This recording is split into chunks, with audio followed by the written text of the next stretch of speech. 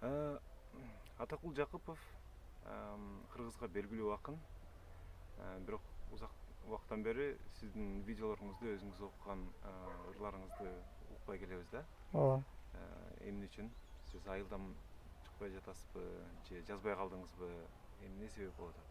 Анын себептери бар. Мен өзүм ырлар жазылып турат, Кудайга шүгүр. Бирок меники бир жылда ашып кетсе 3-4, 5-6 ыр жазамын. Башка убакта ошол ырларга даярдык көрүп, аларды көңүлүмдө бышырып жүрөйүн дегендей.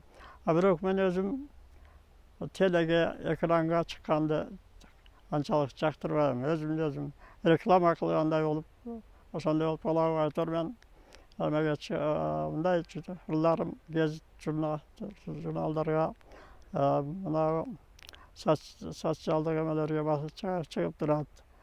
Атакул агай, ыр жазыш деген өзү сиз үчүн бул эмне?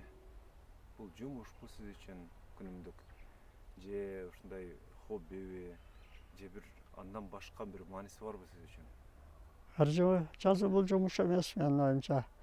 Хобби да эмес. Хобби болгондо ал убактылуу гана бир көңүл алакчы гана нерсеге айланып калышы мүмкүн.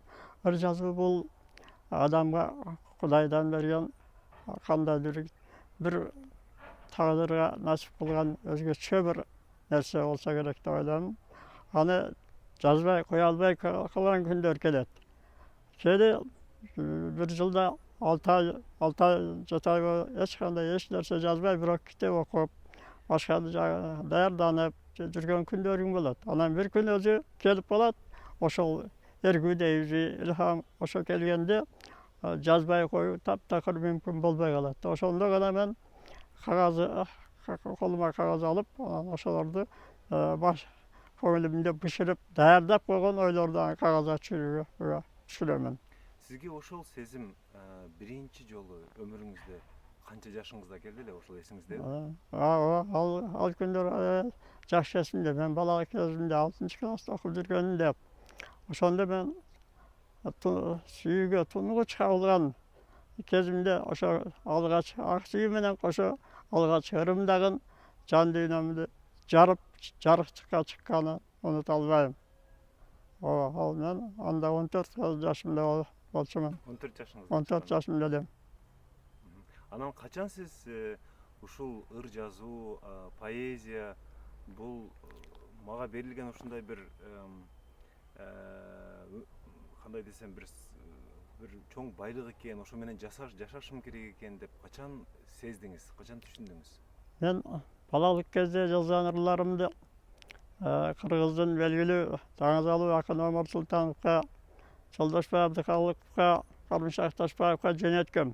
Бирок ал ырлар азыркы менин көз карашым, ой пикирим боюнча алешем таптакыр эле мындай жараксыз ырлар экен. Бирок ошол балалык кез өзүнүн ошондой эмеси менен азыркы көз карашта алганда алешем болсо да, ошол мезгилдин оюна көз карашына караганда жакшыдай туюлган ырлар менен эме кылат экен. Бирок мен кийин Сахалин аралында 2 жыл аскердик кызматымды өтөп жүрүп, ошол жерде орус тилинде адабий китептерди көбүрөөк окуп, орус адабиятын, ал аркылуу дүйнөлүк адабиятты таанып билгенден кийин гана ыр жазуунун чыныгы ырдын маңызын түшүнө баштагандан кийин гана өзүм ырсыз өзүм өмүрүмдү супсак катары элестете баштадым. Бирок мен жалаң гана ыр менен гана жашайм деп айта албайм. Ал ыр, бирок ырсыз да мен таптакыр жашоого мүмкүн эмес мага. Ыр бул адамга кубанычка батканда шаттык бере турган, кайгыга батканда көңүлүнөн сулап эркелете турган өзгөчө бир касиеттүү нерсе. Аны сөз менен айтуу мүмкүн эмес. Акындын жүрөгү аркылуу гана анын баары сөздө туюлат, ошол аркылуу акбаракка төгүлүп коюлат. Рахмат. Анан Атакул агай, сиз социалдык тармактарда ырларымды бөлүшүп турам дедиңиз. Өзүңүз дагы кирип турасыз социалдык тармактарга, Facebook'та барсыз. азыркы жаш чыгып аткан акындардын ырларын көп окусаңыз керек. ооба, Анан өзүңүздүн муундун акындары бул башка алар башка. өзгөчө бир толкун болгон, Ооба. Азыркы толкун менен салыштыра келгенде сиз эмнени байкайсыз? Кандай бир чоң өзгөчөлүк же айырма бар? Азыр биздин муун бир күргүчтөп чыккан аккан чоң дарыядай күчтүү муун болчу.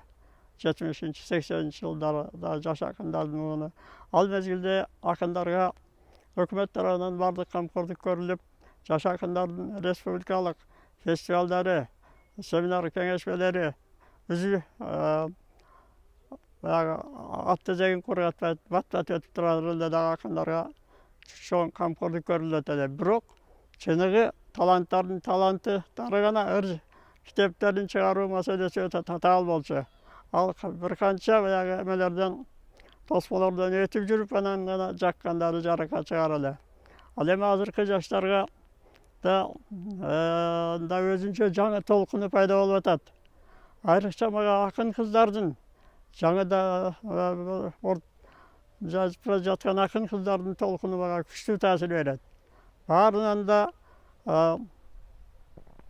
Нарсулуу Кургубаева деген акын кыз бар. Москвада жашап ошол жакта өзүнүн Акчарык деген китебин чыгарып, кереметтей сонурлары бар. Ошондой анын дагы бир кадемдеши Нурис Өмүрбаева, ошондой эле Карбалас Бакировдун кызы Афина Бакирова, азыркы өтө кийинки жаштардан чыгып аткандардан Гүлүмкан Исаеванын ырлары бир башкача бир таасир берип, адамдын жан дүйнөсүнө жарык нур төгүп, кандай бир толкундатпай кое албайт да. Аны ушул акын кыздарга өзгөчө басым жасайт элем. Булардын таскагы аябай дүбүртү жакшы чыгып, таскагы жакшы болуп атат акыркы кезде. Чоң рахмат сизге. Сизге чыгармачылык ийгиликтерди каалайм. Рахмат, чоң рахмат. Сага да ийгиликтер болсун.